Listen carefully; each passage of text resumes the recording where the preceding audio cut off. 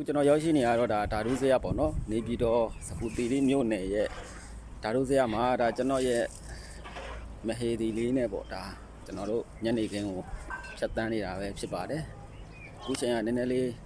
မော်ကြီးမပြိုးသေးဘူးနေရောင်ကြီးတောင်ကျွန်တော်ဘေးမှာပဲရှိနေတဲ့ဖြစ်တဲ့အတွက်နေရောင်ချင်းတဲ့အပြိုင်သူမလည်းလှနေသေးအဲ့ဒီချိန်မှာဘာဖြစ်လဲဆိုတော့လူတွေလည်းတိတ်မစီသေးဘူးပေါ့ဗျာပြောချင်တာလေကျွန်တော်မပြောနဲ့ဗျာဒီမှာရှေ့မှာကြည့်လိုက်ခင်ဗျကားတော့2စီးပဲရောက်သေးဒါလေးကကျွန်တော်ရဲ့မဟင်းသေးတယ်သူလမ်းလျှောက်အောင်သူရဲ့ fashion dress တွေအားဒါကျွန်တော်ညှို့ယူဖန်ဆာကဲဒါကျွန်တော်တို့ဖျားဖူးပြီးတော့ဒါပြန်ဆင်းလာတာဖြစ်ပါတယ်နောက်မှာတော့ခေါင်းလောင်းတန်လေးကတညံညံလေးပေါ့နော်လွမ်းစရာကောင်းဖန်တီးထားတာပါဟိုခဏနေကျွန်တော်တို့ဒါဒီမှာရှိတဲ့စိုင်းတဆိုင်ဝင်ပြီးတော့ကျွန်တော်တို့ဟိုအကျိုးတင်တာပေါ့နော်အကျိုးတင်တာစားမှာဖြစ်ပါတယ်နော်ကျိုးတင်တာစားဖို့တော့အတွက်ကိုကျွန်တော်တို့သွားမယ်ကဲလိုက်ခဲ့တယ်